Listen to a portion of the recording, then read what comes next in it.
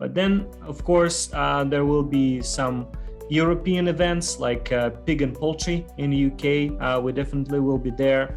Um, Big shows in Europe like Viv Europe and Eurotier will take place, hopefully again, and will not get postponed. And of course, we will participate in some shows in Russia. And shows for me is a very good venue to meet with people in person, to establish connection, to give an impression of what we're doing, give information about our products and roadmaps and things like that, and generally do networking.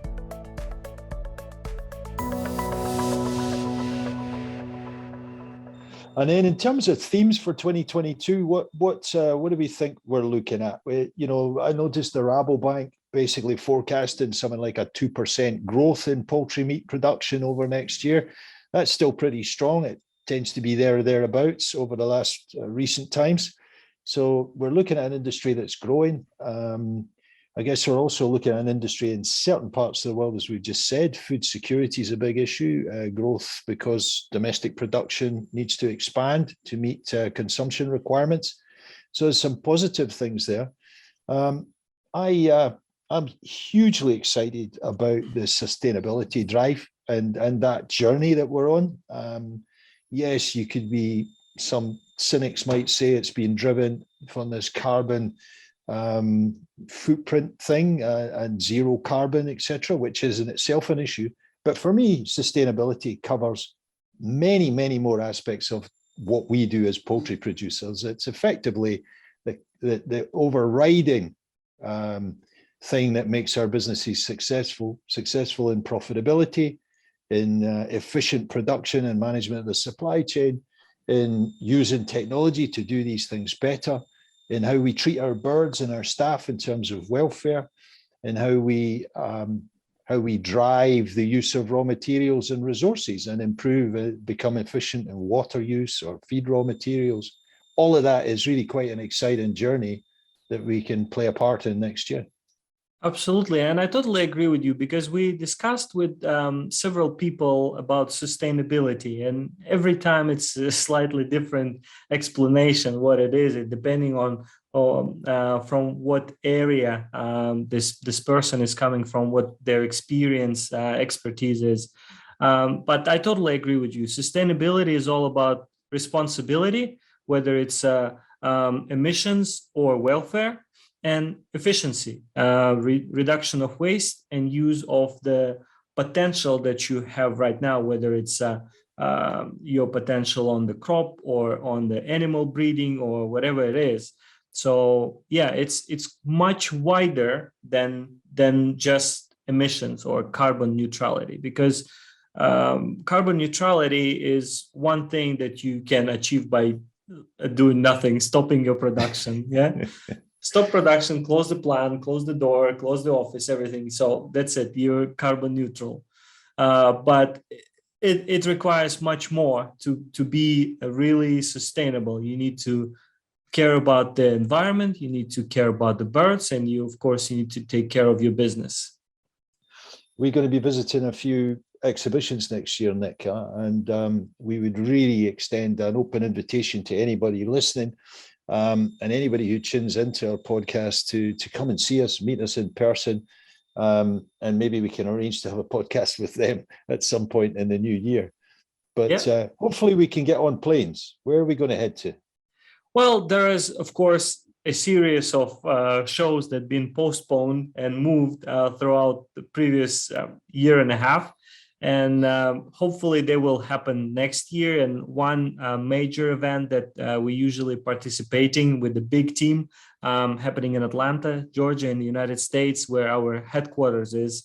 And this will be IPP, big show in US. We'll see how it goes this year. Usually it's very international, very big show. But again, maybe there are some restrictions, maybe there are some issues with the transportation lockdowns. We'll see how that goes. We have big hopes for it, but we'll see how that goes. But then, of course, there will be some European events like Pig and Poultry in the UK. We definitely will be there. Big shows in Europe like Viv Europe and Eurotier will take place, hopefully again, and will not get postponed. And of course, we will participate in some shows in Russia. And shows for me is a very good venue to meet with people in person, to establish connection, to give an impression of what we're doing, give information about our products and roadmaps and things like that, and generally do networking. So, and I guess this is what they've been made for networking, for connections, for making business and extending, the group of people you work with, and new markets is also very important for that. Yeah, you're right. And we do hope we can get out and meet people at these exhibitions during the course of 2022. And it's about building relationships too. I mean, if you look at MTech, it's not just about the software, it's about our expertise, our knowledge, and what we bring to customers. So, we look forward to doing that in the course of next year. But I guess, there's some interesting things in terms of, if you look at the regions around the world, there's different themes and different drives in each particular region. So, I mean, some of that's quite interesting moving into 2022.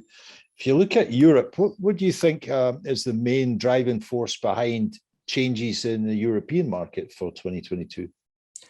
Well, of course, the European market is very mature, right? So it was adopting technologies from early stages, and many of the technologies are coming from Europe. If you look at major producers of, for example, premixes or equipment, everything that is like poultry genetics, most of it is originated in Europe. That's why European market been very good with technology.